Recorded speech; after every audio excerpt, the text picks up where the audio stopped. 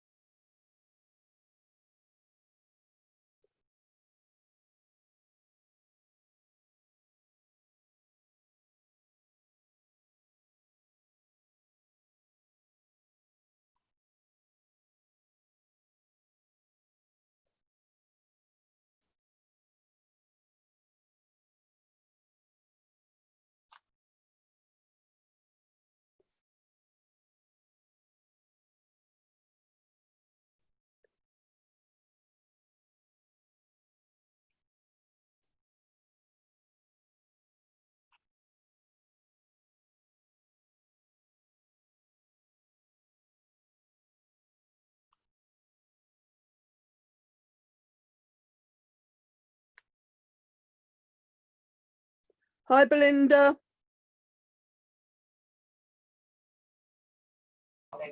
Right. If something stopped me from responding, Linda can't get on it. She needs to try rebooting. Try it. Good, she's in.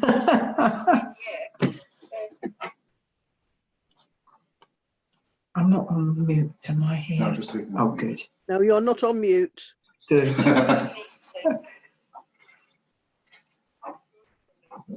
I'm trying to get my aunt on, Iris. There she is. Oh dear. Have you got her? No, on, your name's there. Your name's there.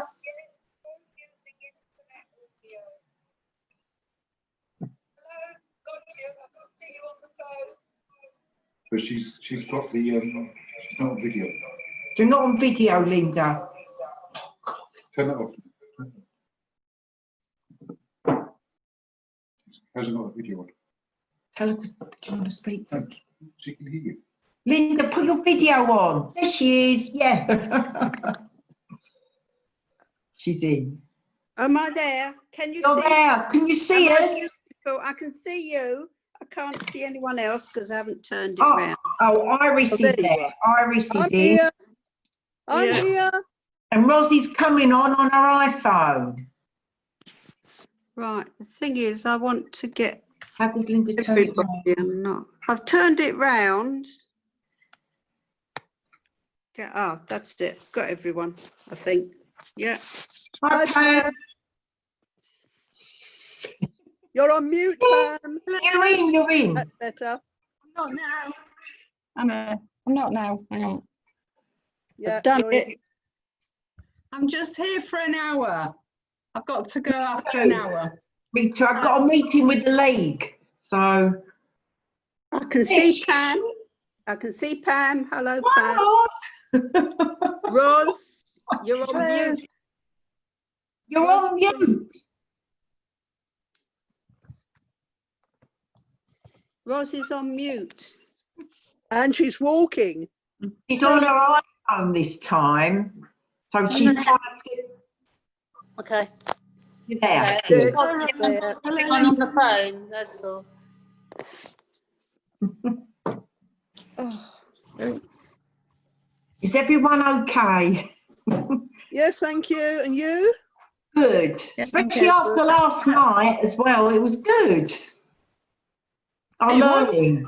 It was really. Oh, right. Sorry, I was wondering, have you been out on the razzle when you said especially after last night? I thought you were No. hangover. I thought it was interesting because Blima talked a bit about the prayers as well. Yeah. Oh, that's all right. I think more people would enjoy it, but I still thought there was a good There was quite a few people, Pam. Yeah. turnout. Yeah, there were 10 or 11 of us. Thing is, Pam, we've got so much to remember now. It's unreal, isn't it? You know, it's like we're together every night. Tune. Pam, I've forgotten all the tunes. I need a recap.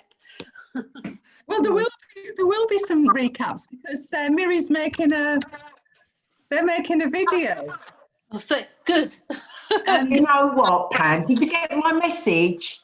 Oh, it makes you well up listening to her. I know, they're absolutely wonderful. Oh, they're amazing. Their voices are beautiful. Really glad it was so well supported. Yeah. It was amazing. They've just got those wonderful lovely voices. Yeah, Ross, there were over 30 people, about 35 people there Oh, it's good. I'm Oh, so wow. pleased. on the second one. Goodness. Oh, that's really good. 35 people. It's brilliant. Yeah, There was one from Edinburgh, wasn't there? yes, I think that's because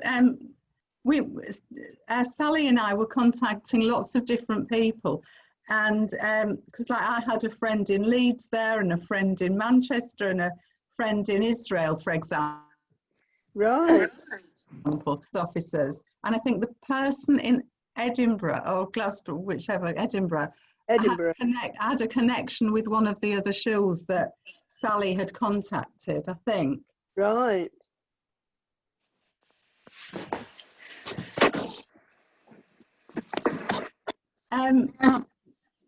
Last night there was a lady called Viv. Viv? But I don't know, do you? Last night. No. On the No, there was someone called something Kirsty. Because I know, I've got friends called Kirsty, I was just wondering if they're related. Well, we've met her because she sometimes comes to the Jewish Women in History. Oh, nice. Afternoon, Blima. Can you hear us? Yes. Also spotlight this on now.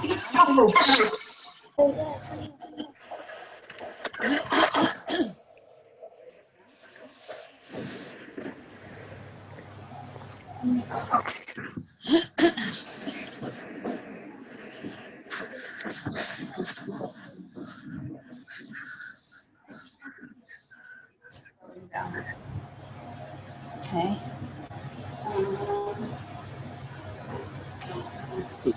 I recognise that kitchen. We haven't been in it for so long, have we?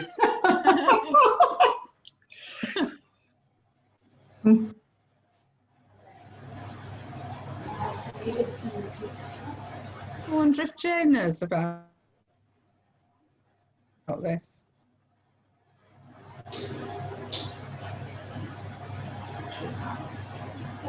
You ready? So wait, we don't need this from there.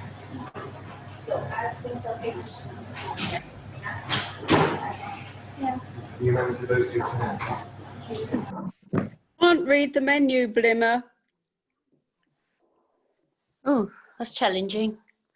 Ready? I can read the menu. I can't read it. Oh, because you're on the phone. No, I'm on small. an iPad. No, I'm on an iPad. No, her eyes I'm are on the bad, iPad. Iris. I'm on the iPad and I can read it, Linda. Iris, I'm losing my sight. I Oh, can't dear. read it. Oh dear. Hold on. Too small for me. Hello, everybody. Hello. Do you all hear me? Yes. Yes. Good. So there is one thing that we are going to have to do that is going to be on the stovetop. In order to do that in the show kitchen, we have to turn on the whole loud And system. So we are going to have to do that for about 5-10 minutes. But other than that, we're going to leave it off. So hopefully you can hear me. I might have to shout then. If you can't hear me at that point, then just tell me. Okay, so this is our menu. We are going to make a full menu, but I've been preparing, Ethel and I have been preparing for 2 hours. So a lot of the work is done already.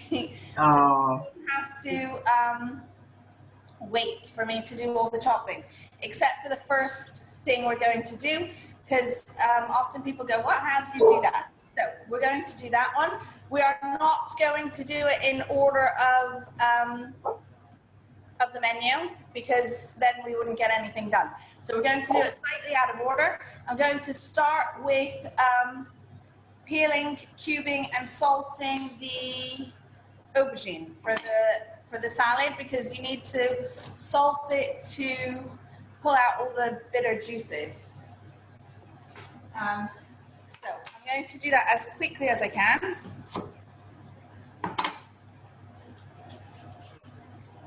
And the best way to, see, it's frozen, sorry.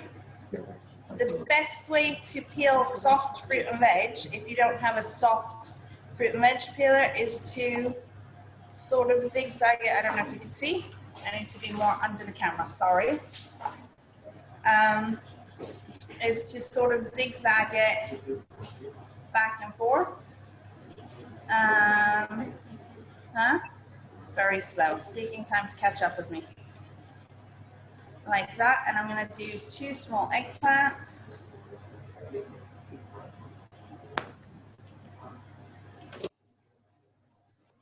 And these are pre-washed. I tried to do as much preparation in advance as possible. So, so anything that should be washed is already washed to try and save time. Some things are already chopped.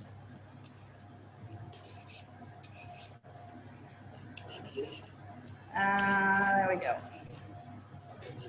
So this salad actually is not, aubergine is not specifically one of the special foods that we have on Rosh Hashanah, but the salad that you make with it has pomegranate seeds in it, which is why I'm making it. It's a beautiful salad that I found by accident once. I'm going to kind of loosely cube these. Let's see. Are pomegranate seeds, do you have to have them? So you don't have to. A lot of the foods that we have on Rosh Hashanah are symbolic, like a lot of things we do. But it doesn't matter if you don't have them. Do you want to switch to the mic? So it doesn't matter if we don't have them. It's become very traditional. So It's just tradition. So people do have them, but you don't have to. So the idea of the pomegranate, and on our website, we now have all of the recipes and the menu that I'm doing today. And at the back of it, I will just show you quickly. is 2.5 pages of, I know you can't read the words, but all the customary foods and why we eat them and the special blessing to say on them. So we tend to only say the one on apple and honey, and the shechianu, which is for something new, on the pomegranate, but I will leave that later. But there are special blessings to say for each one. So I've chopped up all my eggplant. Going to salt them. This will be rinsed and, whoops.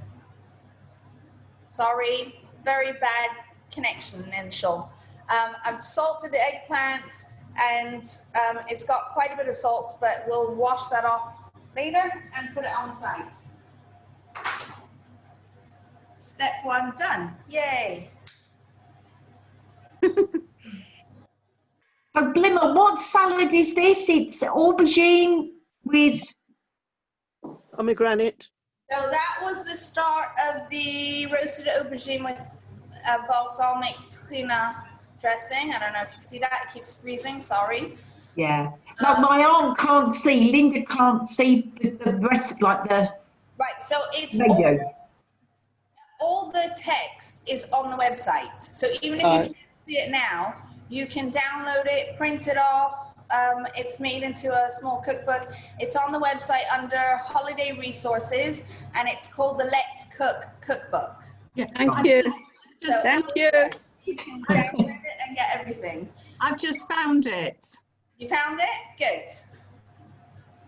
So the next thing we're going to do is, I'm going to wipe this down, hold on.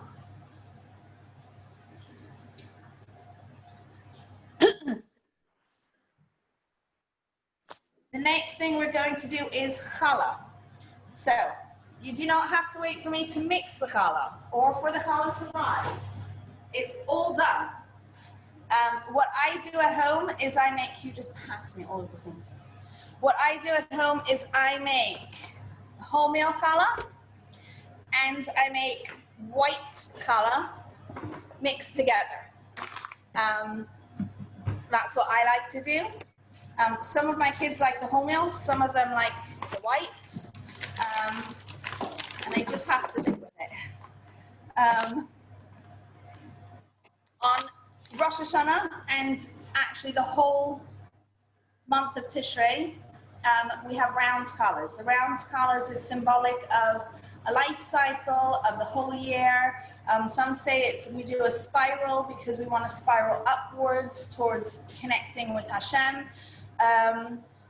There's also a custom of doing a crown shape because on Rosh Hashanah, every year anew, we crown Hashem, God, as our king again.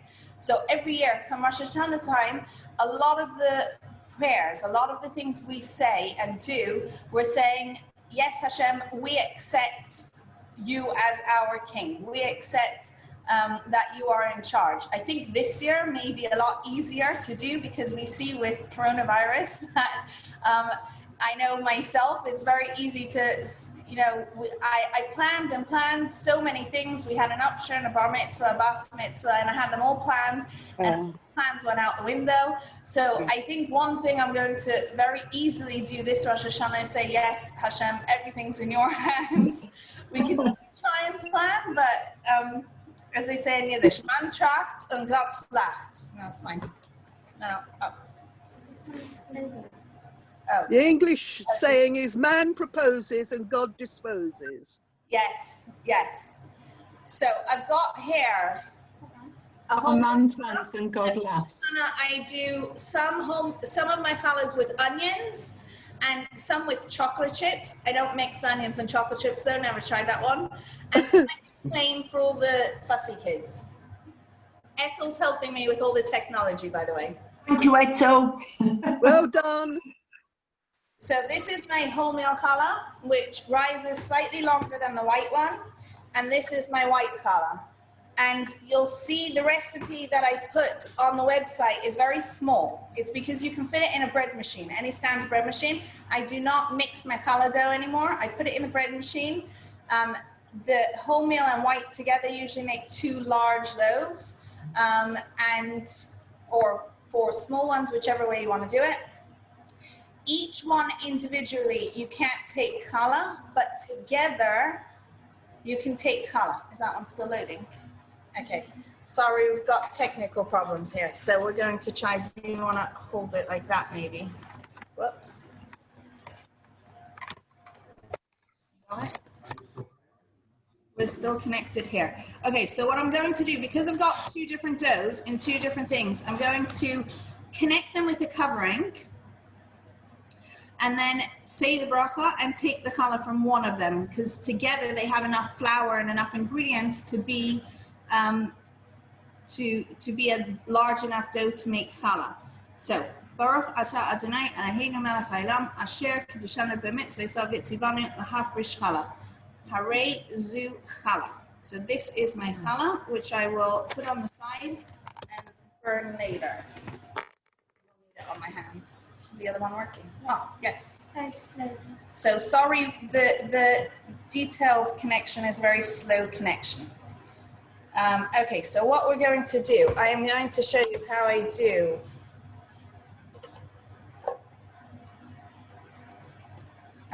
With the onion in the dough, it makes it a bit more sticky, which is why I've got flour, because normally you don't need flour for, well, not for my challah dough recipe anyway.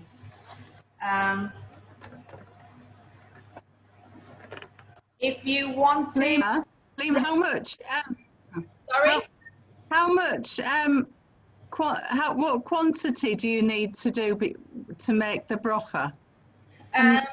3 pounds. I don't know it offhand. I believe it's 8 cups. I work in cups, but it's actually a weight measurement.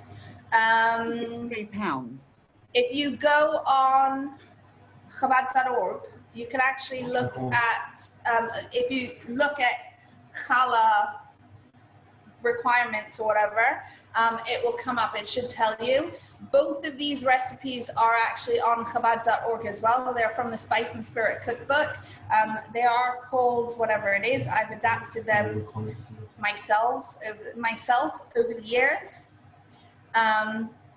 So what I'm going to do with this, I've got a wholemeal and a white. I'm going to twist them together and loop them around. So you've got a nice round spiral challah there with wholemeal and, can everyone see that? Mm-hmm. Yeah. Wholemeal Yeah. and challah. It's working here, I think. Well, this one's slow. Could you do that spiral again, please? Yeah, I'm going to do a crown now, but I'll have more to do another one. Thank you. So this one I'm going to divide into, Yeah. You've frozen. sorry, for some reason one of the connections is slow.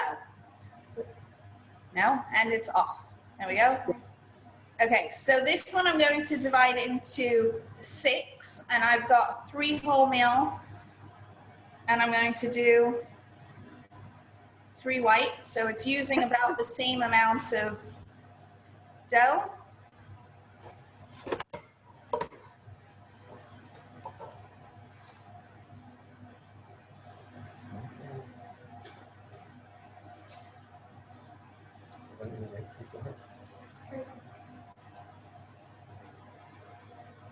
It doesn't stay frozen for very long, usually. Okay.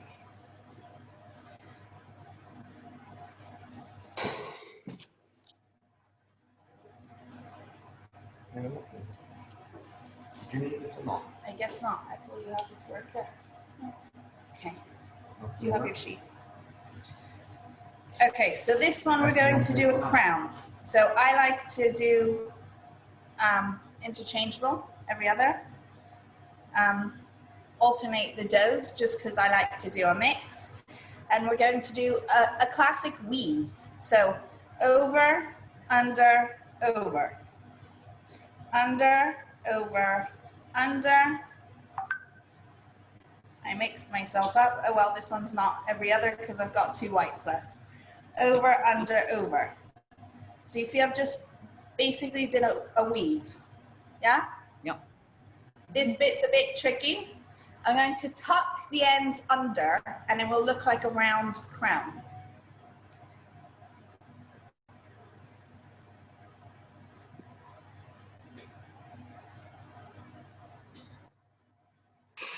So there you have How is that a crown? it is. Yeah, It's Yeah. it's not a crown as you would wear on your head, but it's symbolic. Although if you look carefully, it does look quite like is it the crown, Like a cross. the crown the queen wore when she was coronated? So it's not the tiara style. It's a full crown. Looks more like a turban to me. Another one that, hold on, sorry. Another one that people like to know is the classic bulka, right? How do you make the small little bulkas, which you can make in a large style and in a small style? Put it in a tin. So, if you know how to tie a knot in a rope, a very simple, basic knot, that's what I'm going to do. And that's what they do, classic bulka style. Did everyone catch that? Yep. Yeah. Yep. And the original spiral one more time, because I've got enough dough for one more. There's lots of different round styles you can make. But this is, no, right, yeah. This is one of the easiest. These are my 3 favorite.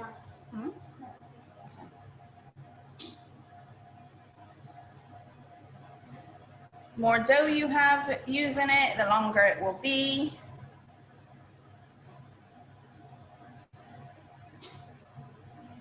And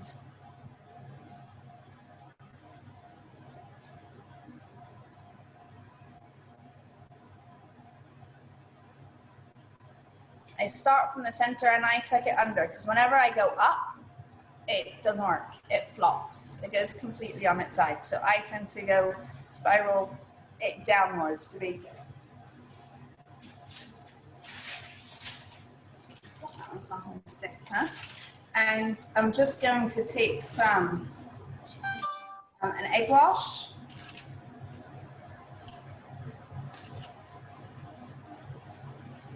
Are you making them meaty deliberately?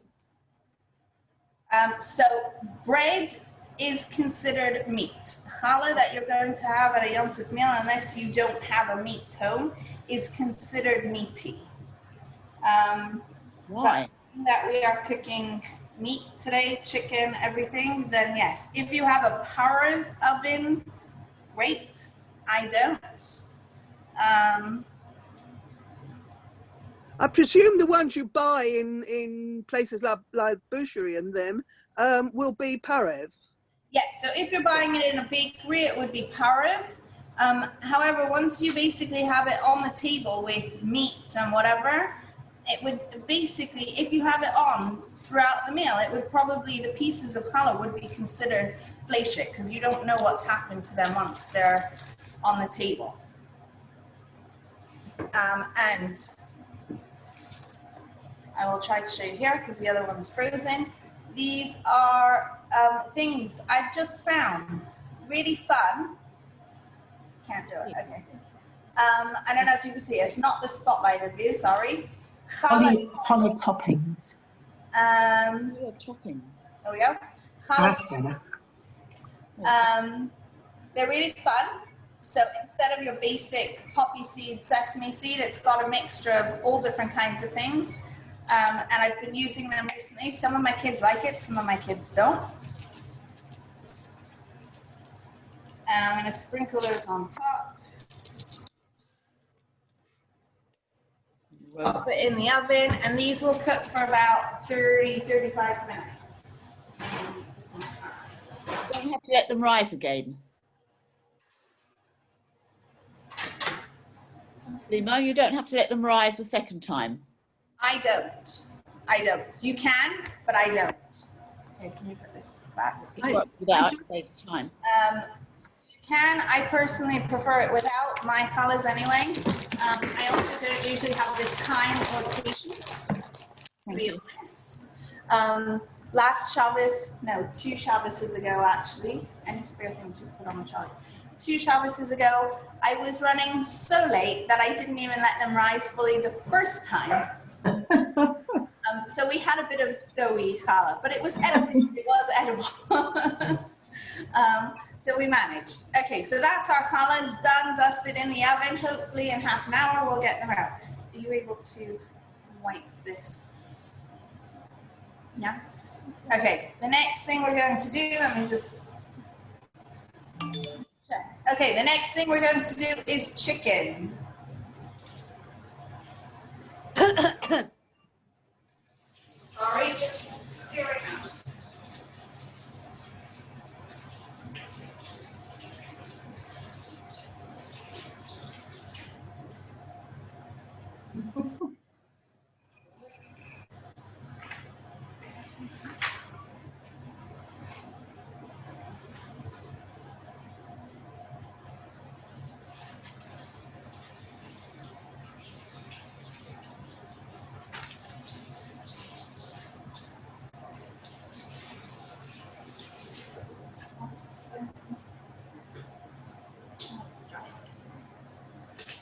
Okay, so the next thing we're going to make is chicken.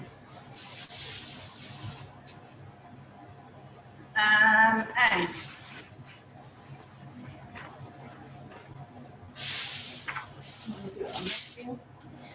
I like to do an orange chicken for Rosh Hashanah because it's slightly sweeter. Normally I do really easy. This is more, huh? Oh. Sorry, just working out the technical details. Just want to spotlight it from here then. Oh, got it. This one is slightly more complicated than my usual chicken, for those of you who know my usual chicken. So I'm going to take... Those sliced oranges. I do not like cutting chicken. I don't like cutting meat. I don't like dealing with meat if I don't have to. So I'm going to take my chicken, pieces already cut by the butcher, not by me, and put them in, some of these are ends, put slices of orange on. Yes. Yes. Do you know how many pages? 12. Okay.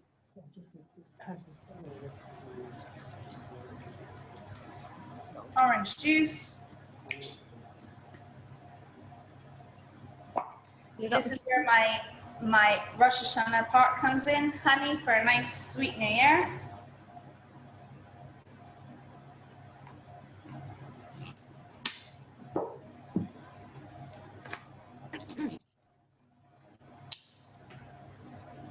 Cinnamon for a bit of flavor.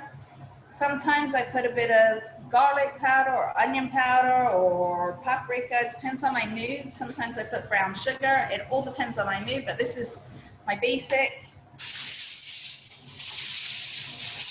Going to cover it tightly with foil and put it in the oven for about 2 hours because I don't like chicken that you have to pull off the bone. Same way I don't like dealing with meat. So I like it when it, as my mother says, it falls off the bone. And do you want to switch views? I like where it just falls off the bone, nice and easy. Hopefully it will be done, well, we might look at it before, whoops, my video's gone off altogether. Hopefully we'll be able to look at it before we finish, and it's not going to be 2 hours, but I'll probably let it finish cooking. So I'm going to pop that in the oven.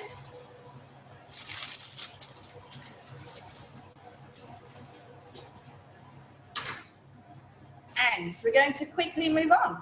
What's the next thing? To the next thing, which is tzimmus. So tzimmus is... Boiled carrots.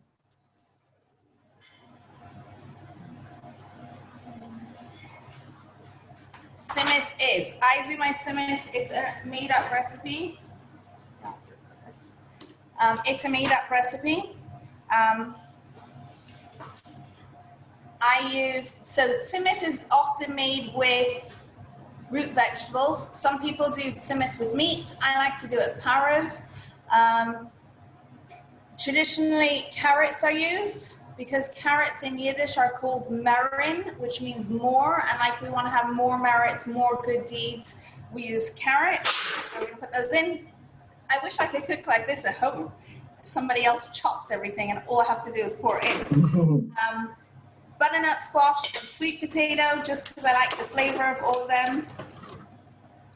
And usually I actually have pineapples left over from Pesach that I pre-chop and pop in the freezer, and I use them now. This time I didn't, so I just bought tin chunk cubes of pineapple, and one of them I drained out the juice, and the other one I'm going to leave the juice in.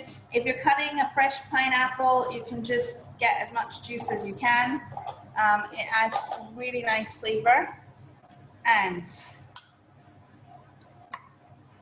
I can use this orange juice. Going to add a bit of orange juice so they don't dry out. I may be weird, but I've never understood how people can eat sweet things like you're just doing with meat. I've never understood that. No reason why you shouldn't, is there? No, it just seemed to me that sweet you eat with sweet and savoury you eat with savoury. Not necessarily. I just don't like the mixture. Oh. Right. So this isn't for you, or you can have this for dessert. Yeah, it looks more like a dessert to me, yeah. So this is a vegetable. If I don't serve a vegetable this sweet in my house, my kids won't eat it. Oh dear. Good reason for serving it. I've put orange juice, bunch of honey. I'm going to put a little bit of cinnamon. Sometimes I do, sometimes I don't. Again, it depends on my mood. It's completely made up. And I'm going to pop this in the oven and we'll stir it at some point, just like that. Sometimes I cover it. It depends what else is in the oven. Right now, I'm going to just leave it like that because it'll get nice and roasted, basically.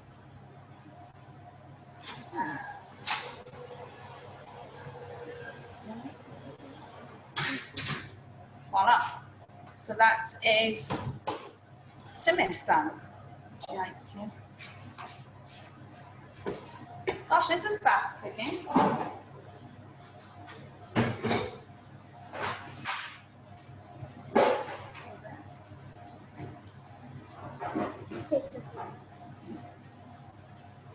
Ethel, when do you start school? Not there. So the next thing we've got is potato kugel. Hopefully I can bring them.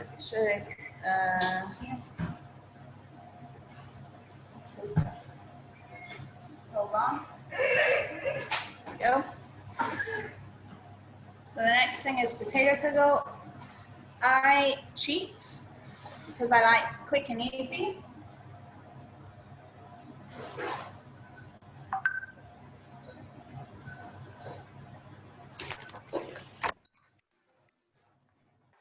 I do it all in my machine. So hopefully you can see my machine here. We have, I'm using the S blades. I do not grate my potatoes. I do not have the patience. I'm using, potatoes, about 6 to 7, depending on their size. I like the nice large ones. Get a nice full kugel. What sort of potatoes? What? Mary Piper, Edwards? So I just use the baking potatoes or the white potatoes. They usually come too small, so I can't be bothered. Just your basic baking potato. This is 2 small onions. They were very small, so I did 2. And it's going to get noisy now. I'm going to turn this on pulse, and I will then be adding, I'm not sure you'll hear me over it. Eggs. I will then be adding 4 tablespoons of oil, 5 eggs, 1.5 tablespoons of salt. I sometimes put pepper in, sometimes not, depends on my mood. And then we'll put it in the pans and cook that.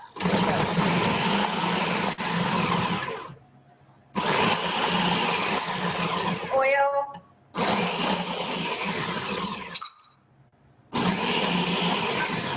Salt. That was a lot of salt. How much was it? 1.5 tablespoons. Oh, it looked more than that. 1.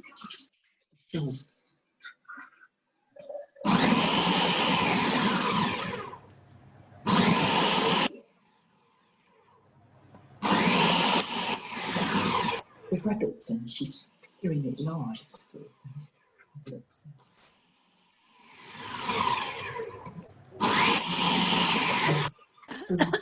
the process of doing vegetables. Yes, I'm not in I'm not in 5 eggs. And hopefully you can see it's pretty soft. Which you will, yeah. Pretty soft, so I'm going to put it on high speed for a minute. You can make a large loaf tin with this, or you can do lots of little, what we call kugeles, as in little kugels. I'm going to do a bit of a combination now.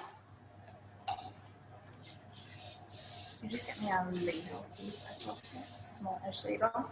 I'm just greasing the pans so that it comes out once we're done.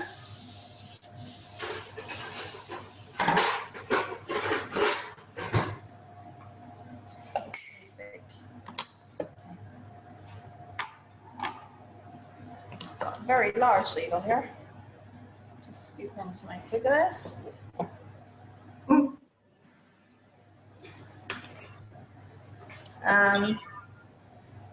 You can also, if you don't like the, as my husband calls, spider latkes, you can use this mixture to make potato latkes.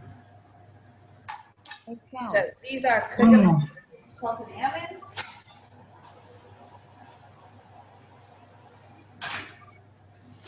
And the rest I'm going to pour straight in.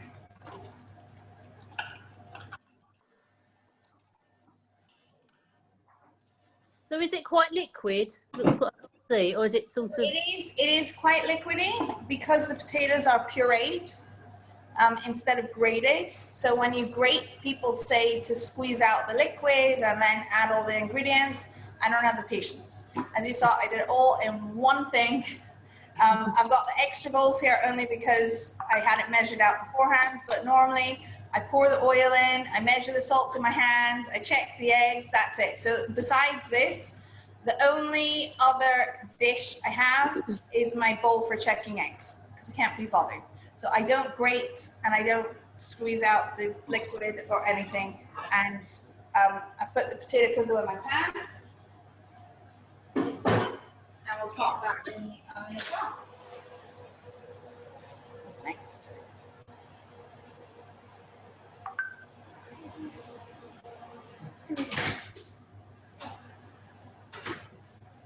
Okay.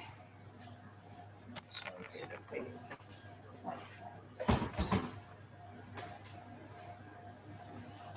You just went down the counter. Oops.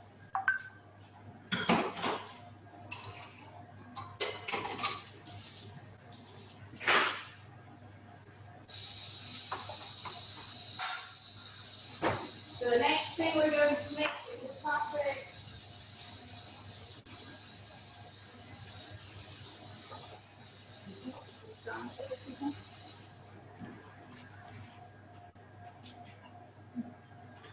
you don't need the bowl and the other few items. So the next thing we're going to make is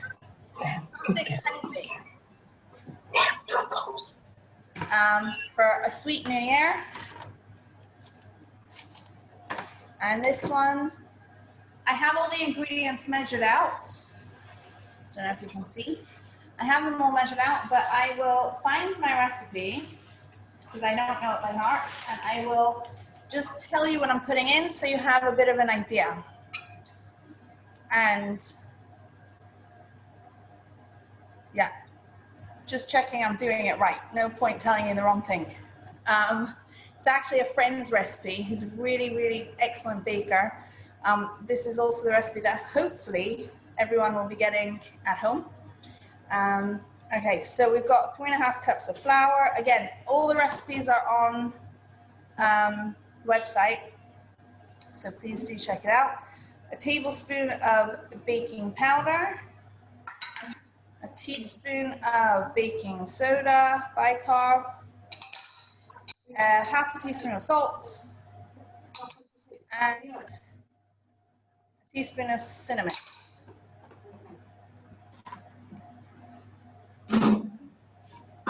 Stir that. I like easy, quick and easy. Anyone who knows, who's ever come to my house and says, wow, that was amazing, I say it was always quick and easy.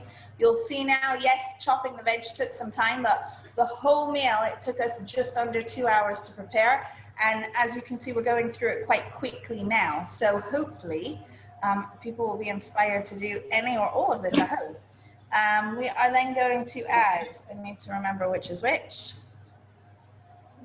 a cup of oil, a cup of honey. When I actually measure it, yeah, it's working. And we did do it today, but I'm not sure how it's going to work with having sat for a little bit. I always grease the measuring thing. I'm going to measure honey in. Cannot stand standing there waiting for the honey to pour out. So I always grease it first with either spray oil, or I'll measure the oil first in the same thing because I can't be bothered. We've got 1.5 cups of sugar, half a cup of brown sugar. Where are we up to? Eggs.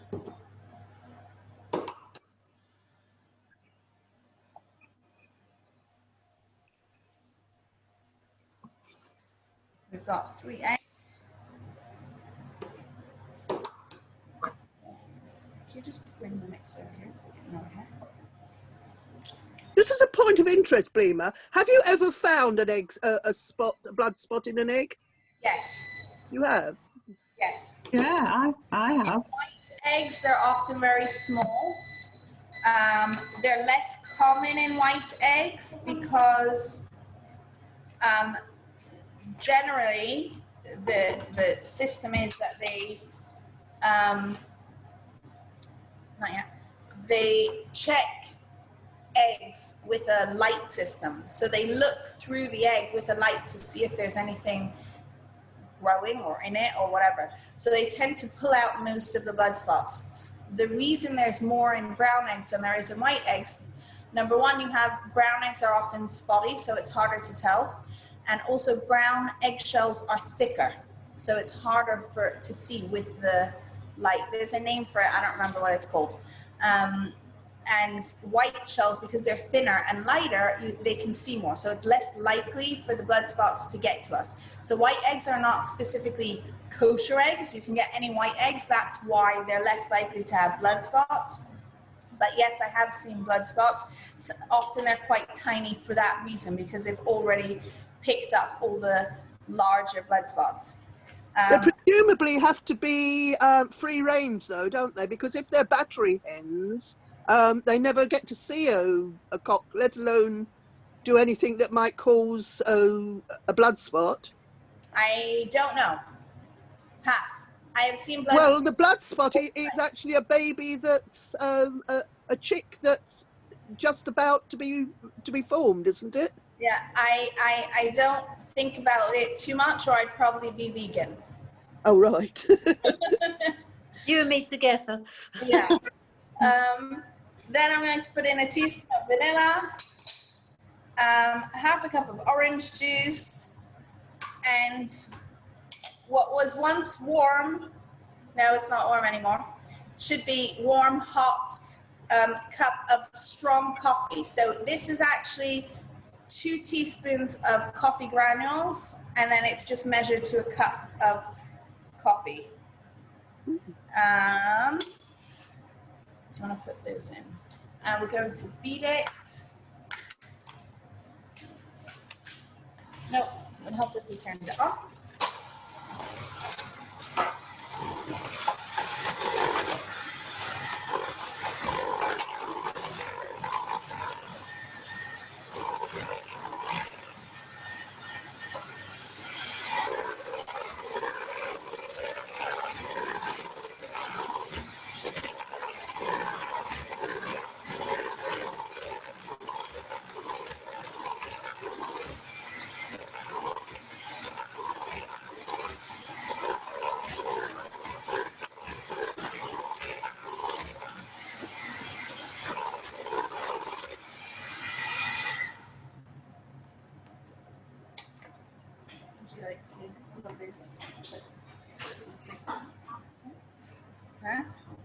Amazing. And we're going to put them in loaf tins. I cannot remember if this recipe makes 3 or 4, so we will find out.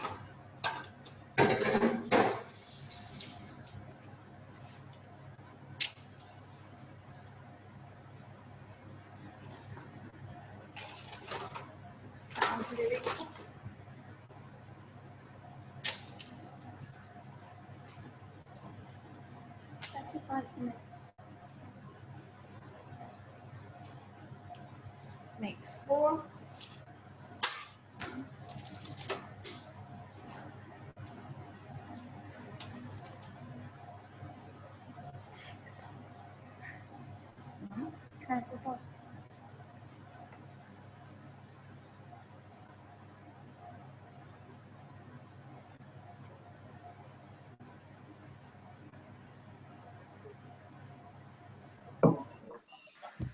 And I'm not going to scrape it all out because my lovely assistant would like to lick the bowl. Perks of the job. Pop those in the oven for, it says 45 to 60 minutes, depending on the size of your thing. So we can check them.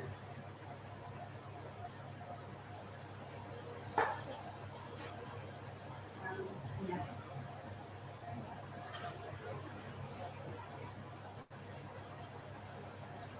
What's the next thing?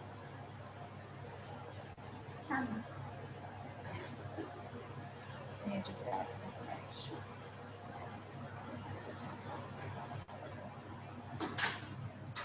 Okay, so those are pancakes in the oven.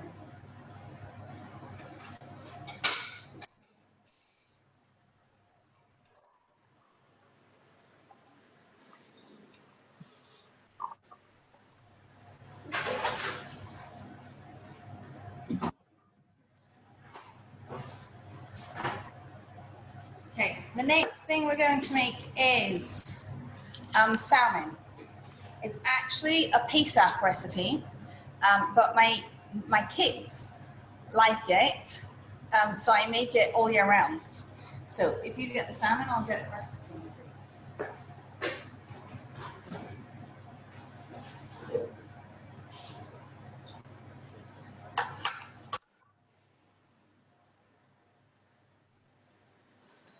Okay. So we've got some salmon here. Hopefully we'll be able to appease Yisraelik. He wanted to cook today, and I told him that I was doing the cooking. He wasn't very happy. But this is his favorite salmon recipe, so hopefully I can get on his good side again. So this recipe calls for lemon or lime juice. It's a bit hard to put a little bit on when you're pouring from such a big bottle, but I will try. I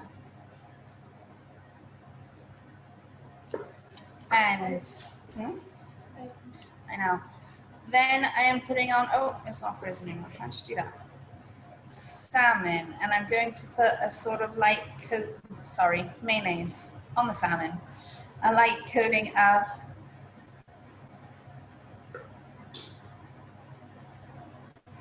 mayonnaise.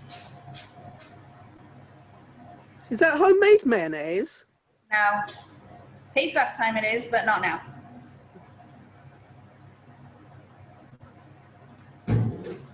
They say I might be crazy, but I'm not stupid. This is I'm probably sure you're neither. yeah. This is probably the most patchka thing that I'm gonna make, because, as I said, I only do quick and easy. So mayonnaise. The next part, although I have it ready, I've got a bunch of chopped leeks. I am going to show you how to check a leek, because a leek is something that you can't just chop it and use it. It needs checking. So I chop off the top,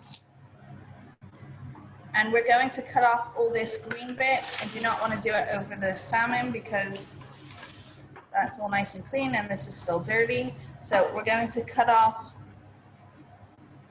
So for example, there is a bug. I don't know if anyone can see that.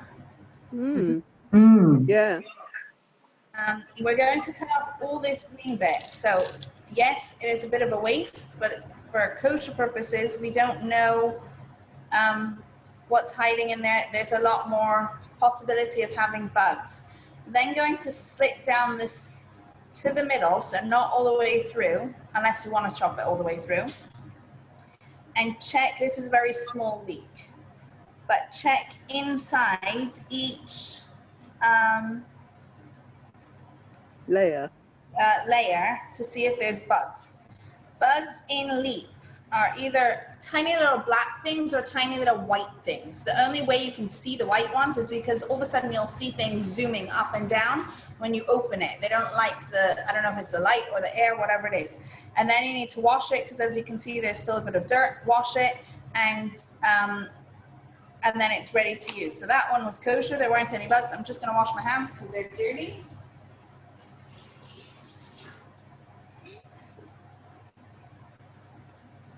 And we're going to go back to our salmon. So salmon, going to cover it with the leek. Could you use onion instead of leek? You can. The original recipe calls for spring onions. Would you have to check a spring onion the way you just did with the leek? Exactly the same way. So the leek and the spring onion in that sense are very similar. Yes, you would check it the same way. And yes, you can use spring onion for this. Whoops. Okay. So I'm putting leek, I'm really covering it because it gives a lot of nice flavor. And then I am going to cover it with ground nuts.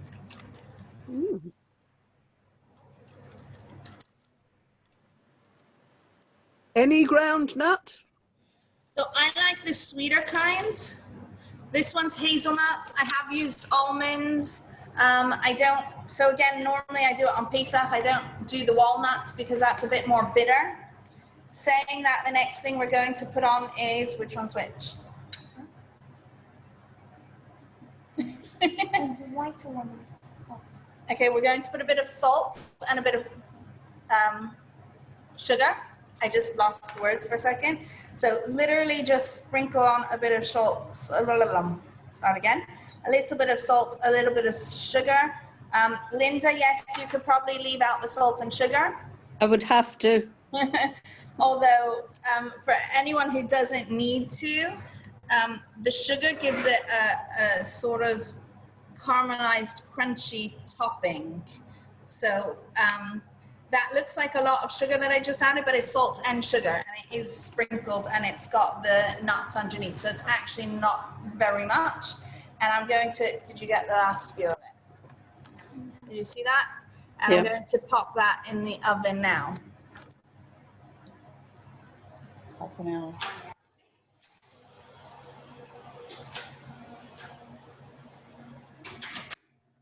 Okay. And the next thing we're going to make is, what's the next thing? is, oh, we're going to go back to the aubergine salad. Oh, you have to fry the aubergine.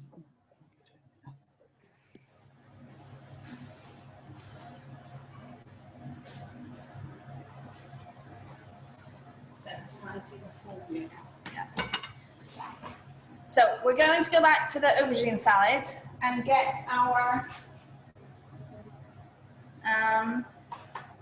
salted aubergine. Sorry, I was trying to think of the British word for it because I normally call them eggplants at home.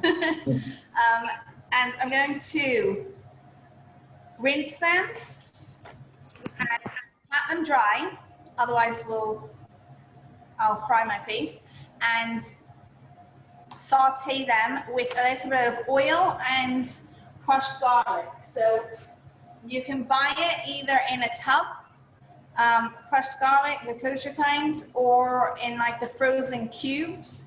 Although if you saute it with the frozen cubes, then I guess there must be some moisture that gathers and it does start to splutter and splatter. So this is not frozen anymore.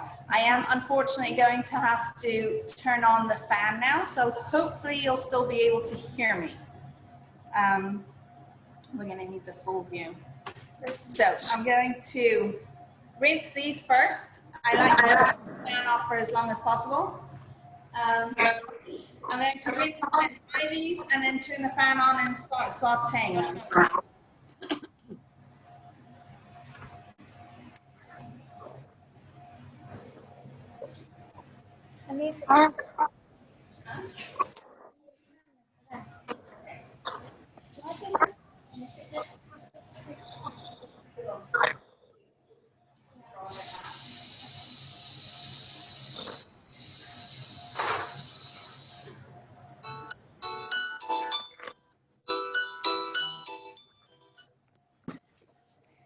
Keely.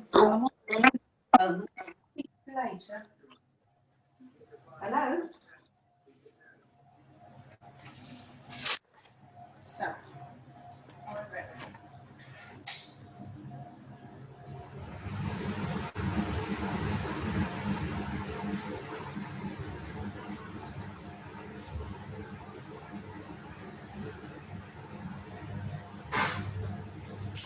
just going to say goodbye. I've got to be somewhere. So, thank you.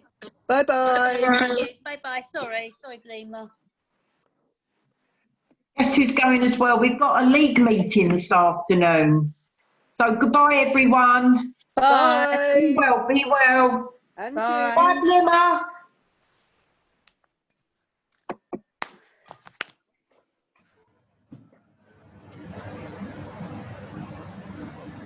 Remo, is the recording going to be available today or tomorrow?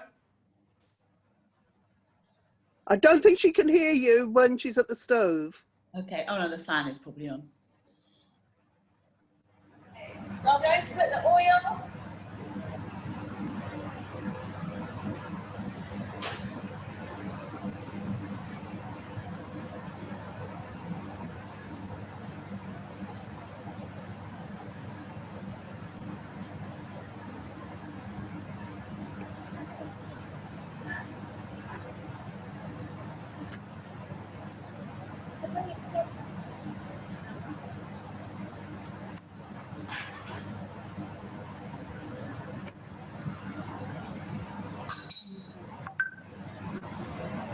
Oh, what is that? Which one that just came? It's something called palm. So I've put my, whoops, sorry. I've put my oil in the frying pan and going to let that sit and saute a little bit. Are you changing the recording? No. And once it starts cooking, I'll add the garlic, otherwise it burns. And in the meantime, we're going to make the dressing and then we can put the salad all together. So we've got, no, I need the recipe for this one as well. Thanks, Remo. To go. It's the first time I've ever seen this, but it's ready-made tchina. Normally I use like the awesome one, not awesome, the Yarden or whatever. So this is new for me. Hopefully it tastes the same. So the recipe is some tchina,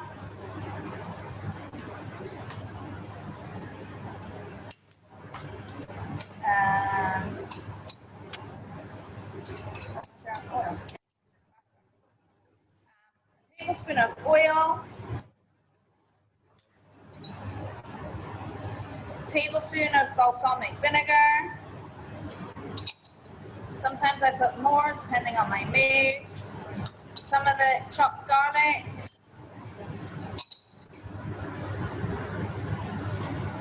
And a little bit of salt.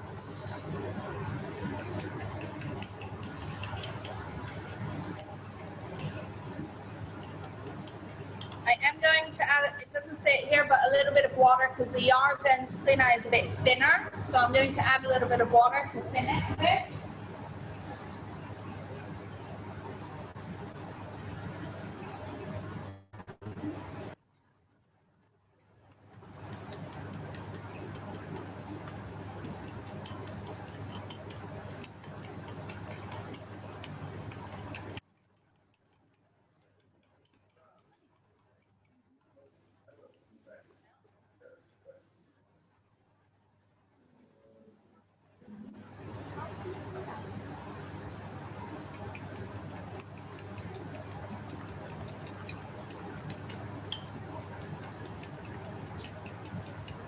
So this is our dressing.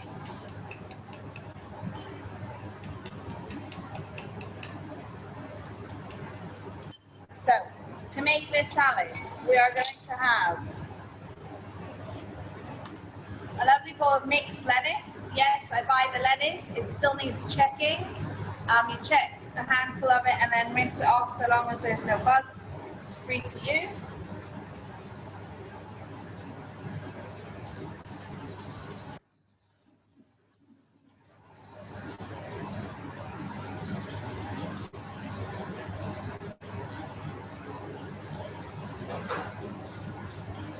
The aubergines are still frying. So if we just cover, hold on, while we're waiting for that to fry. Huh? Oh, can you hear me over the vent? Yes. Yeah? Yes. Okay. So to cover some of the things we've done so far. Honey cake we've done for a sweet New Year. This salad recipe will have pomegranate seeds in. The idea of the pomegranate seeds is that if you've ever opened a pomegranate, there's lots and lots of seeds. So just like a pomegranate is filled with seeds, we want to be filled with mitzvahs and good deeds so that Hashem will judge us favorably. Also the top, it's actually the bottom of the pomegranate. You hold it upside down, looks like a crown. Again, going back to the idea of crowning Hashem as king, this is the time we do it. We crown Hashem as king again, each year anew. So the pomegranate has that. The salmon. So it's any fish, but it's customary to have the head of a fish or the head of a sheep, a lamb, which I don't do that one. We do cook and put on our table a head of a fish, usually a salmon. The salmon that I buy, we just put some of the heads on the table. Some people have the custom of actually eating from the head. Others don't. It's symbolic.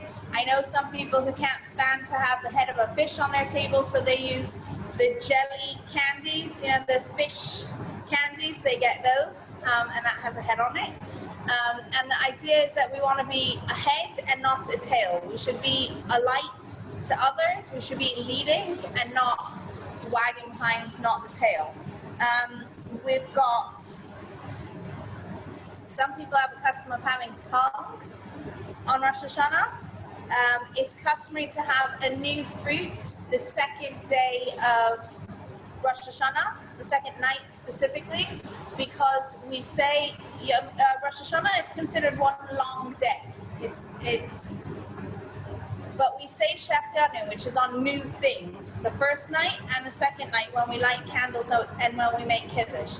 So we have something new when we light the candles and make Kiddush for the Shechanu, in case it's not a new day and it is one long day. We talked about the timis. There's some have a custom of having squash, so the butternut squash works for that as well. The salmon also had leek on top, so some have custom of having leek or cabbage. A lot of things work with puns, basically, like timis, we use carrot, which is merin, more. A lot of things work on puns. Some say you can have a Waldorf salad, which we will be making. It's great because it has raisin and celery, so you for a raisin celery, right? So a lot of things are puns. You can make up your own. I haven't thought of any. Somebody once told me one about, I can't remember, it was something to do with lentils. We do have a custom of not eating nuts on Rosh Hashanah. One of the reasons is because but you've got ground nuts on the salmon. Sorry? You've got nut on the salmon. Yes, I did put nuts on the salmon. You're right. Thank you. It's usually my Pesach recipe. I did it because of the leeks, not because of the nuts. So normally my Waldorf salad, I leave out the nuts. Some say it's specific nuts that you should leave out. So almonds might be okay on the salmon. Some say not to have agos, which is hazelnut. Agos is the equivalent, the numerical value to chait, which is a sin. Hold on.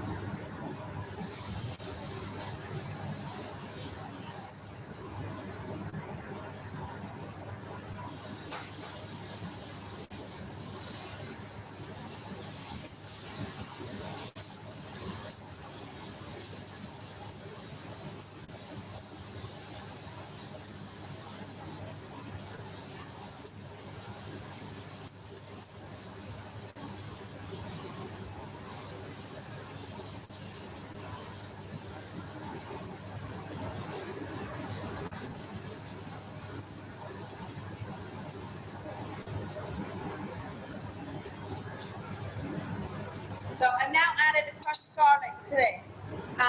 Some say that the reason we don't have nuts on Rosh Hashanah is because we do a lot of davening. And nuts, they're easier to choke on. It's a food that's easy to choke on. So because we're doing so much davening, we avoid nuts so that so we don't choke. So some say you can have nuts sort of after the davening on the second day. So it depends what your reasoning for not having them is.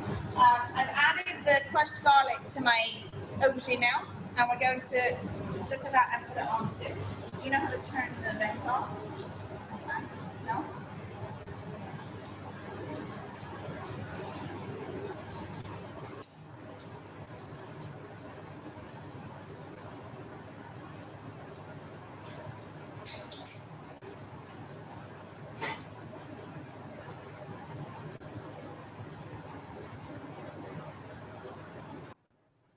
So I've turned the vent off, but it takes 60 seconds to, that's fine.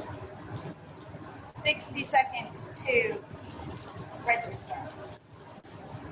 So I'm going to, you can make all of the pieces to this salad in advance and put it together when you're ready to eat. So it's one of these great salads. The dressing will last for a while. Pomegranate seeds, you can fry this and pop it in the fridge. It's a great salad like that if you like salad but don't like to make them at that moment. Huh? Oh, and the fan is off. Yay! I can hear again.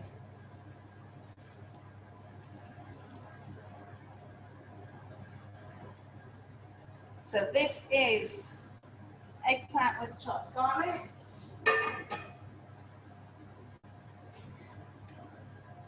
And I'm going to put on my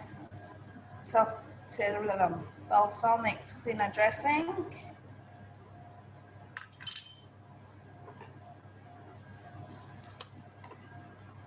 and sprinkle on my pomegranate seeds. You've frozen. Oh no, you're back. You're frozen. Yeah, one of them keeps freezing. So this is what this salad looks like. Whoops. Very colourful. Yes, and the pomegranate seeds gives it a bit of a crunch. Yeah. And it's very flavorful salad. I'm now going to check my challahs, so we will see where they are up to.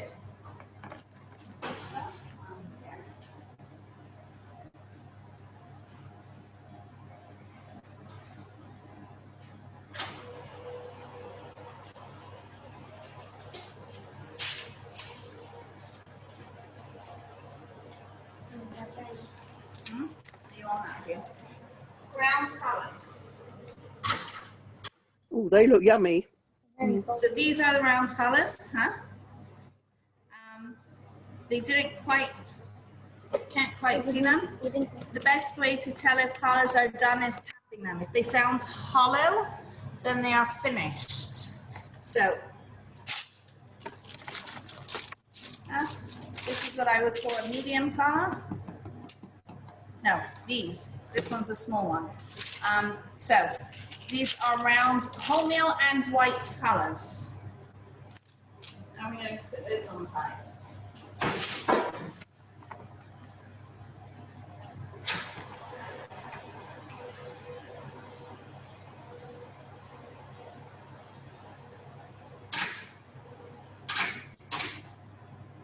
And we've also got the kugeles are done. Yeah. Those are little kugels. If you spray it well, they do come out nicely.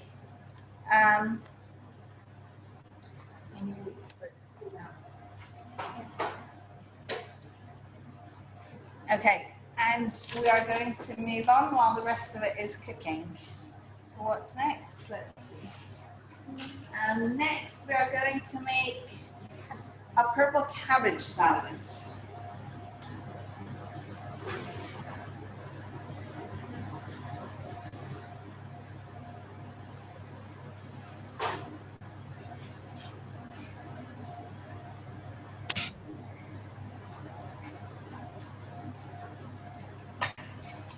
So this is a slightly different salad.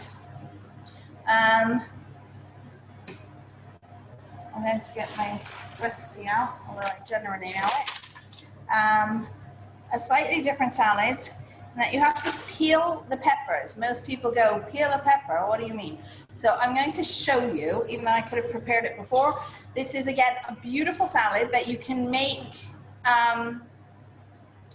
You can make the dressing in advance, pop it in the fridge, leave it there. I sometimes leave it a couple of weeks and I go, which dressing is this again?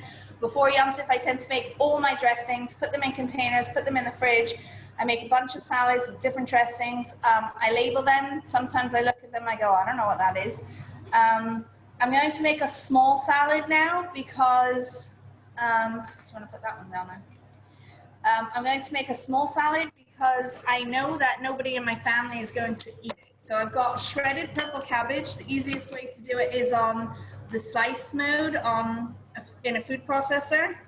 And I'm going to pop that in there. You can also peel the veg beforehand and put it in a small zip bag. It doesn't last for very long. So that I do just before Yom Tov and drain out as much liquid as possible.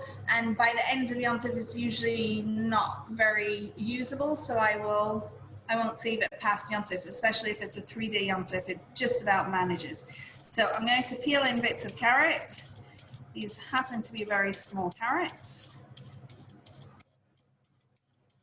And these give it a lot of nice color and crunch. And then I've got here peppers, red, green, and I ordered yellow, but Sainsbury's sent me orange, so we'll have to survive with orange. And what I'm going to do is peel the pepper. I'm not peeling off the outside. I'm peeling pieces into my salad, so they're really thin. Huh? Putting it into slices. yeah, as Etzel just said, I'm peeling it into slices. So they're really, really thin.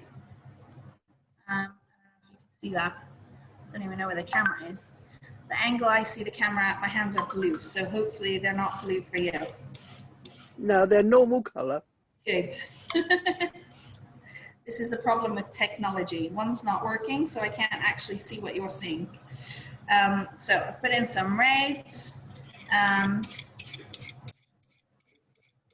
some what should be yellow pepper. Okay. And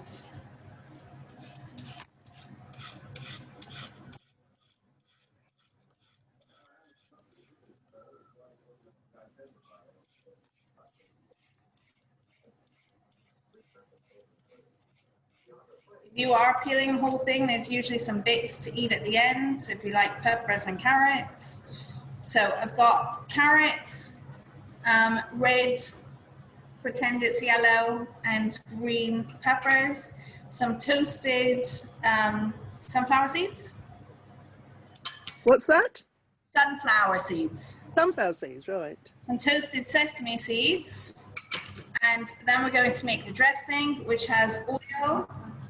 Okay. Oil. I'm going to do that here. Half a cup of oil. Yes.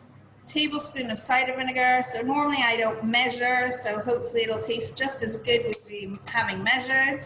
A tablespoon of soy sauce. A tablespoon of honey.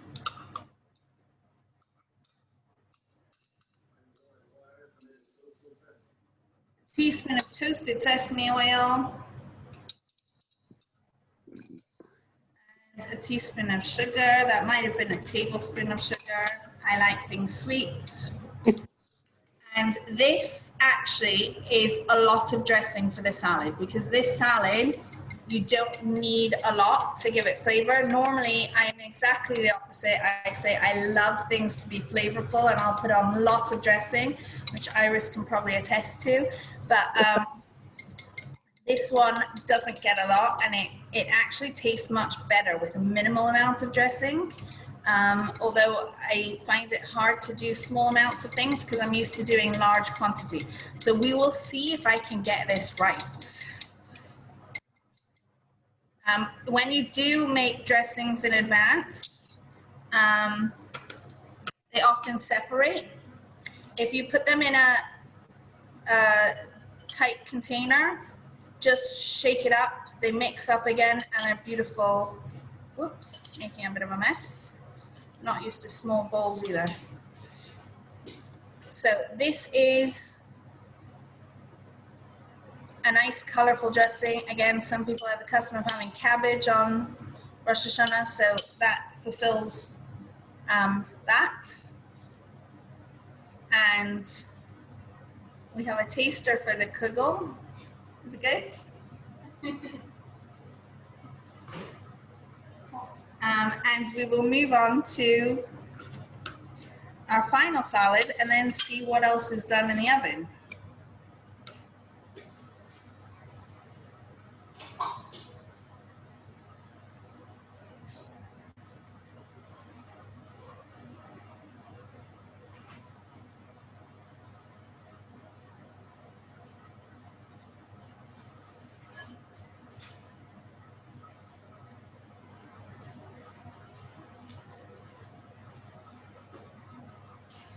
So, whilst this is a classic, where did I put the things?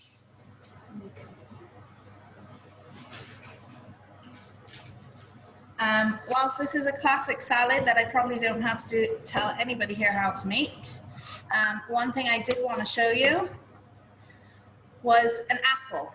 So there's different reasons we eat an apple. We dip an apple in honey. We say have a sweet new year. By the way, the reason we say a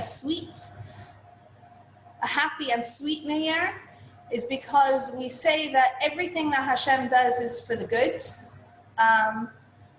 but we don't always see it. Sometimes things are challenging, sometimes things are difficult, sometimes things are hard. So we ask for a sweet year because we don't want things to be challenging and difficult and hard. We want to recognize the goodness. We want to be able to see the positive and not have to see it through the challenges. So apple dipped in honey symbolizes that in part. An apple, let's see, let me get it right. If I get it wrong, it doesn't help. No, not that first. An apple naturally, well, if you get the sweet apples, not the ones growing on our trees. A sweet apple is naturally sweet, whereas honey, the bees have to work at it to make something sweet. Whatever they pick up, so the royal, whatever it is that they pick up to make the honey, they have to work at it. So let me make sure I get it right.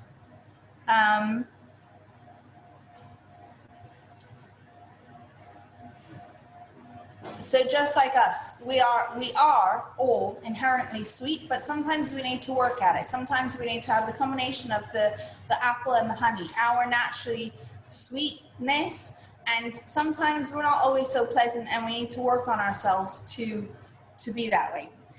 Something else I'm going to show you is, we're going to switch views now, that way, manually, is an apple. An apple, sorry, has Hashem's name in it. So one of the names of Hashem is spelled with a yud and a hey and a vav and a hey. Again, they're numerical values. Each letter has a numerical value. So what we're going to see here, let's see if I can do it. This one doesn't really have it. Okay.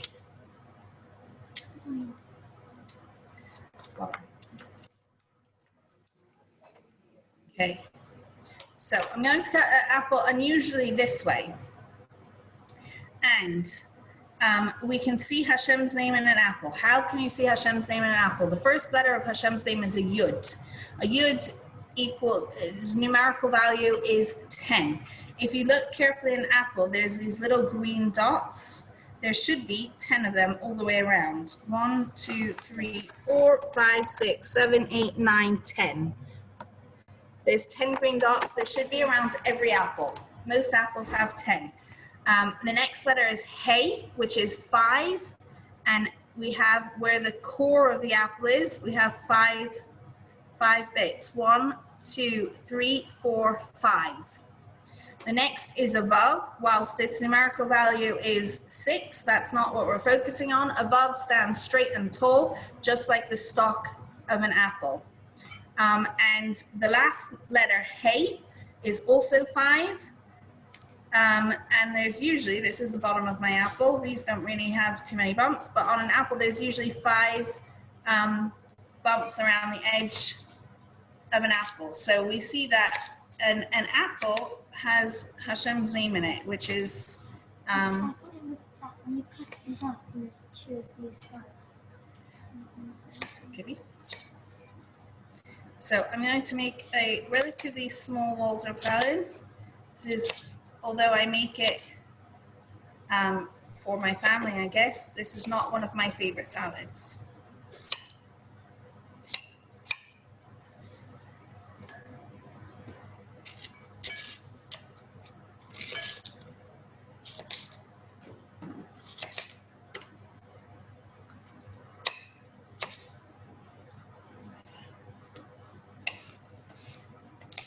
And as I said before, and Iris caught me out on the salmon, thank you for pointing it out, we don't have nuts on, want it? Will you eat it? No. We don't have nuts on Rosh Hashanah, so I'm not going to add walnuts in, although I did put it in the recipe.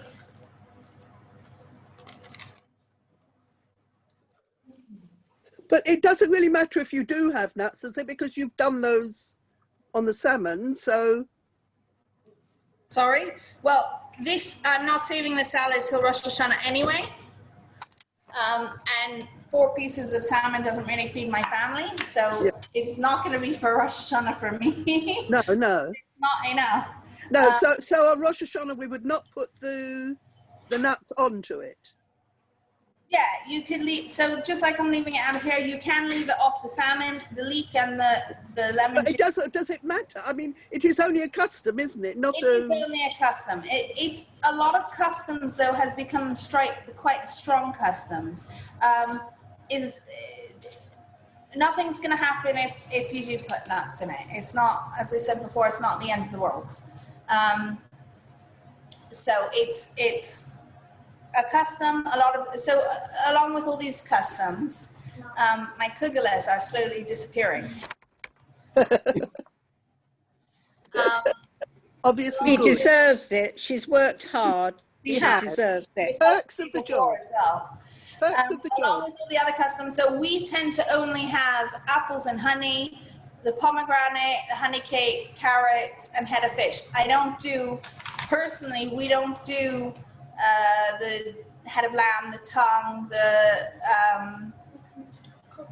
leek, cabbage, beets, dates. We don't do all of that. That's our custom. So there's lots of different customs. So I'm sure if you have nuts, and that's also fine. My husband pointed out that the word for nuts that is generally used is agos, and it equals, which is actually hazelnut. It equals the word chet with an aleph. Chet is not always spelled with an aleph.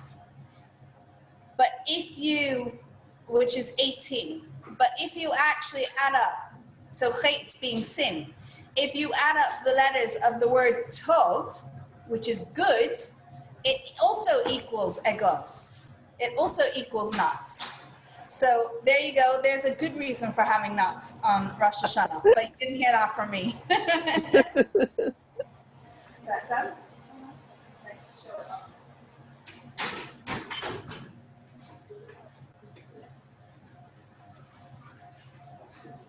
Yeah. So we've got a finished potato kugel, nice and golden brown, and I've got somebody here who's wanting some. You can have a kugel. Challah, no, I'm not having challah now. And we are going to check.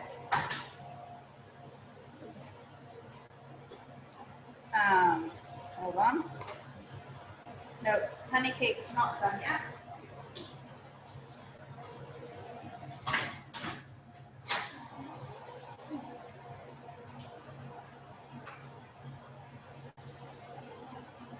So this is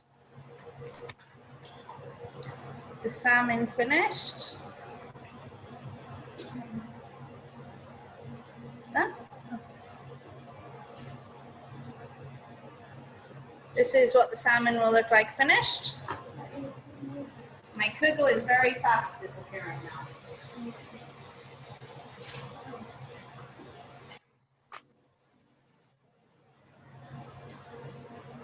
So can you just get me a spoon to stir? Nope, I'm not going to get this off here. Hold on 1 second. Let's have a look at the hummus.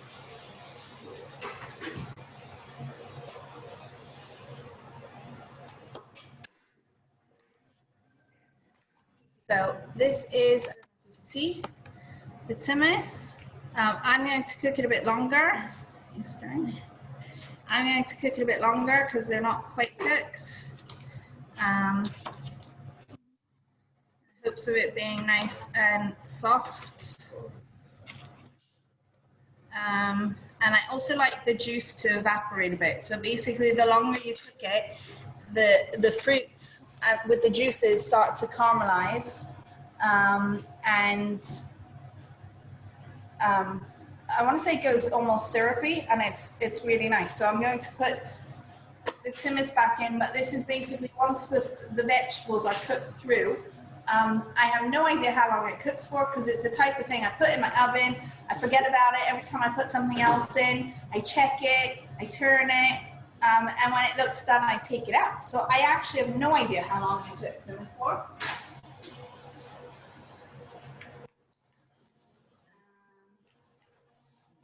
So we're going to pop that.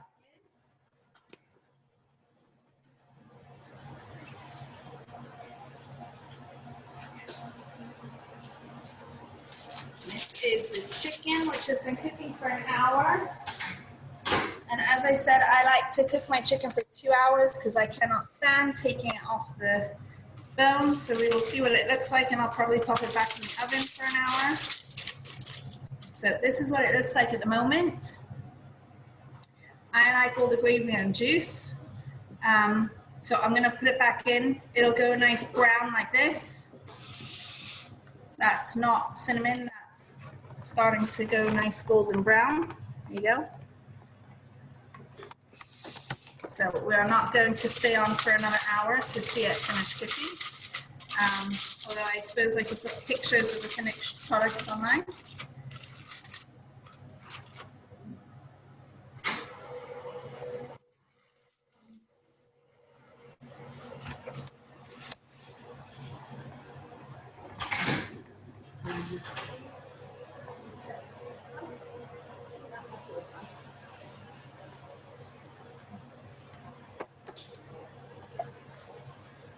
And here we've got, what's that?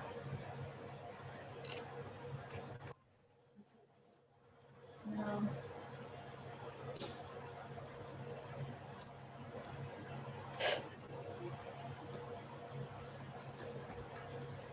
Sorry.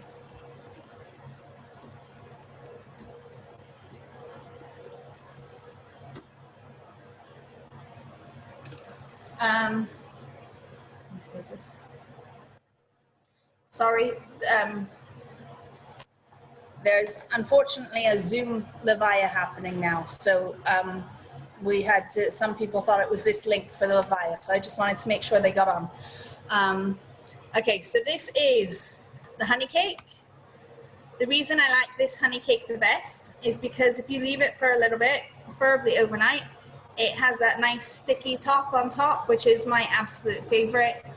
It has taken me years and years and years and years to find a honey cake recipe that I like, that I can make. As much as I do baking,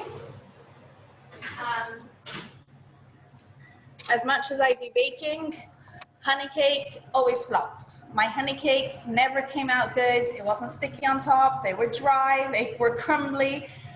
This is the first recipe I've come across. I now have 2 recipes, so a fallback recipe and a good recipe. This is the first recipe that I make that works. It tastes good, it's sticky on top, it's moist on the inside. It doesn't dry out. So I definitely, it is not my recipe, it is a friend's recipe. So this is honey cake, and it made something just, hold on. Oh, it's fine. So this is honey cake. It made 4 loaf tins this size. And if you want to know how many mini loaf tins it makes, I have it calculated somewhere because hopefully we'll be sending them out to everybody soon. And we will just, so the timis and chicken will still be cooking for a while. So we're going to leave those and I think we'll finish. But if we can just, so this is what we've done today. Challah, salmon, a few salads, where is it? Kugel, chicken and timis in the oven, and honey cakes. Huh? So, there's a whole Yom Tov menu in however long that took us. And you hire out your assistant. She's excellent. You get hired well out? Well done. Thank you. If I hire her out, I don't think I manage. I don't think so. So, and as I said, everything, you can find everything on the website.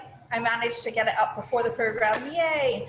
And if you need a reminder of how I did anything, hopefully, once my husband has the time, the recording of today will also go on the website. So you can, if you want to watch me again for some reason, you can watch the recording and skip through to the recipe that you like. And I think that's it for now. So thank you everyone for joining. Thank you for your hard work. Thank you. And Ethel. Yes. Yes, both of you, yeah. And hopefully the next thing, I don't know, look on the website, we've got lots of things happening, reading, and Michael Rainsbury is doing some educational things. We've got a women's learning thing, which is going to be more like a discussion about how we can manage Rosh Hashanah and Yom Kippur this year with it being so different. So for anyone who might find that helpful, or anyone you know that might find that helpful, tell them to log into that, and we will see you at the next thing, whatever that is. If I don't, have a good Wednesday. Thank you. Lima, Thank you. the chauffeur in the park. Yeah. Is it only for families? Because I've looked on the booking and it has nowhere to book just one ticket, one place. So there's two things. There's picnic in the park and chauffeur in the park. No, I mean the picnic in the park.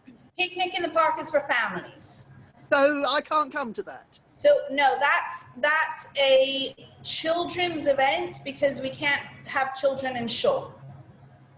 So we're aiming that for the under 12s because they can't come into shul. We are doing shofar in the park. So for anyone who cannot come to shul Rosh Hashanah and would like to hear shofar, we are organized. So all of the rabbis in the area are going to be blowing shofar outdoors in open places in different areas. So we're basically coordinating in the sense that if somebody would like to hear shofar in their area, we will tell them where their local rabbi is blowing a shofar locally. So if that's something that you would like, that there will be all around the area shofar blowings for anyone who needs. So that's shofar in the park. It's not necessarily going to happen in a park. It might happen in courtyards or car parks or wherever.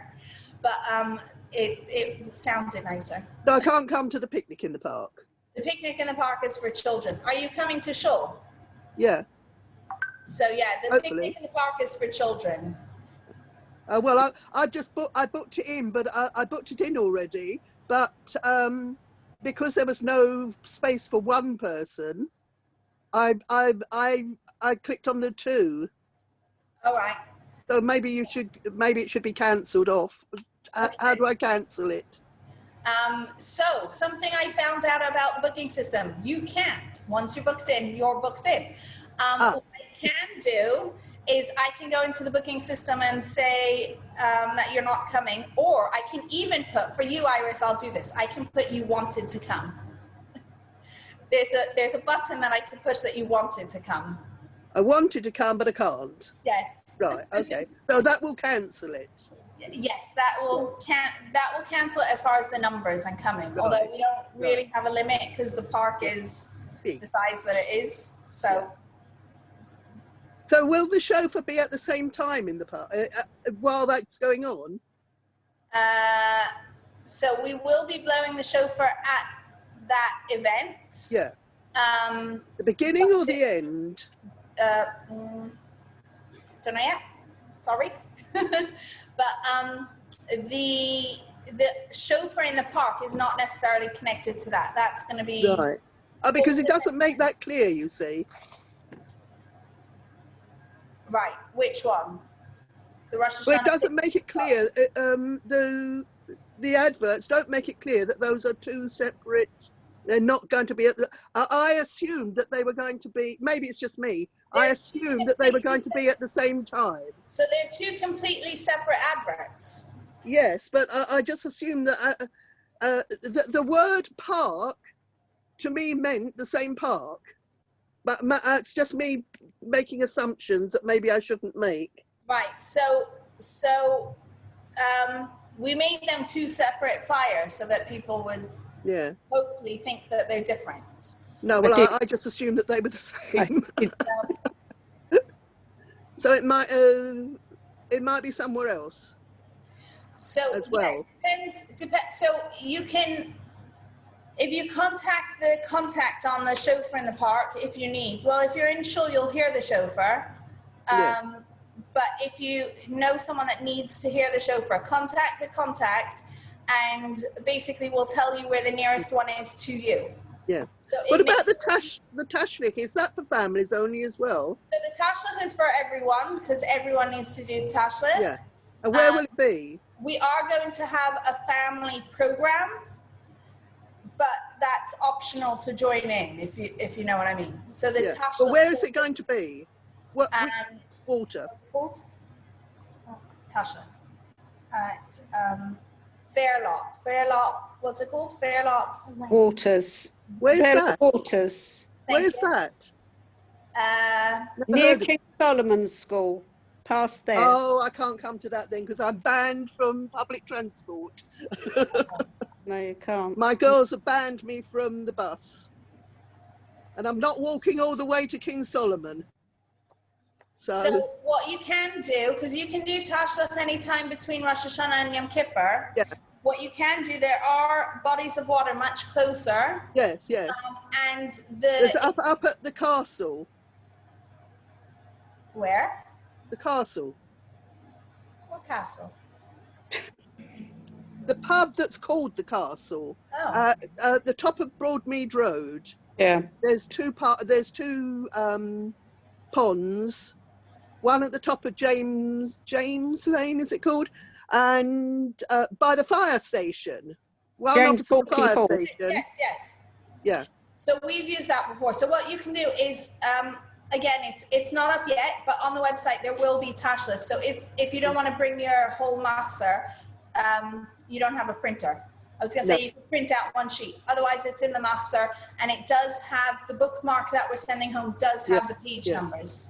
Oh, well, I mean, I know where the page is in the machzor, but I was just that I would have liked to have gone to the community one, but if it's over that far, well, I mean, I was banned from walking that far by my girls as well, so, because I said, I'll walk to La Boucherie, and they said, no, you won't. So I'm trying to negotiate at the moment for permission to go on a bus. But so I'm not. They said they would discuss it. Yeah, I'm not crazy about it, but my kids are going to have to start going on the tube with the start of school. Yes, yeah. So, my youngest has got to go on the tube as well because she starts in her new school and it's on the tube. So yeah, I'm not crazy about it, but no, we've got to try. Yeah. When do they start, Blimmer? Thursday and Friday. So some start Thursday, some start Friday. My girl starts tomorrow. Yeah, no, thankfully I've got one more day because I need to get myself organized. I don't understand. She told me that I was saying I wanted to see her. Had she got all her new uniform? And she said, well, we don't have to wear uniform until January. And I said, why not? And she said something about it was because it was all cotton and it would be difficult to wash it. And I really don't understand it. She couldn't seem to explain herself. Yeah, somebody else told me their school uniform has a blazer, and they don't have to wear their blazers because basically they're basically suggesting that when they get home from school, they change out of their school clothes and they wash everything. So if you have your school is it's to do with the corona. So if you have a blazer, you're not wash it all the time. it every day. So so they're telling them not to wear blazers because it's not safe. Yeah. Oh. So I'm not sure I totally follow because we wear coats. You don't wash your coat every time you wear it, and you know, so many other things. But look, I'm glad you pointed it. She didn't say it was because of corona. She didn't say that. She just said it's difficult to wash cotton. So that's why, because they're saying the idea is that you wash it once you wear it outside in public, and people aren't going to wash their whole uniform every day. So they're basically saying not to wear it. I say goodbye, Blimmer, and thank you very much indeed. I enjoyed it. Yes, thank you very much. Bye. It's been very interesting. Bye. Bye. See.